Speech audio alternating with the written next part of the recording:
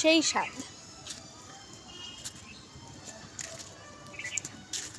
আমরা তো এখন আম যা কিনে খাই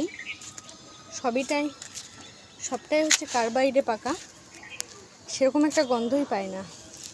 কিন্তু আমার বর যাচ্ছিল এখন দোকানে, বিকালে যেহেতু দোকান খোলে, তো দোকান খুলতে যাওয়ার সময় হয়তো কারোর বাড়ির সামনেই গাছ থেকে একটা গাছ পাকা আম পড়েছে, তো সেটা আবার দিয়ে গেছিলো। তো আমের কালারটা এত সুন্দর যে দেখেই খেতে ইচ্ছা করলো। তো আমটা নিয়ে ছাদে আসলাম, সে আমটা খাই, অনেকদিন এরকম গাছ পাকা আম খাই না। দেখো বন্ধুরা, আমাদের বাড়িতে প্রত্যেক বছরই আমার শাশুড়ি মা এরকম আমসত্ত্ব দেয়, কাঁচা আমেরও দেয় আর পাকা আমেরও দেয়। তো এগুলো সব সকালবেলায় দেওয়া। এখন যেহেতু বিকাল গড়িয়ে প্রায় সন্ধ্যে হয়ে যাবে,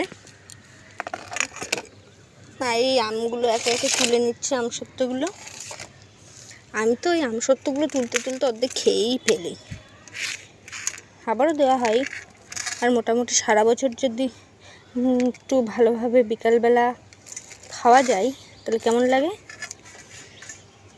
তো ওই জন্য সারা বছর একটু রেখে খাওয়ার জন্য একটু বেশি করে দেওয়া হয়, তারপরে ফ্রিজে রেখে দিই।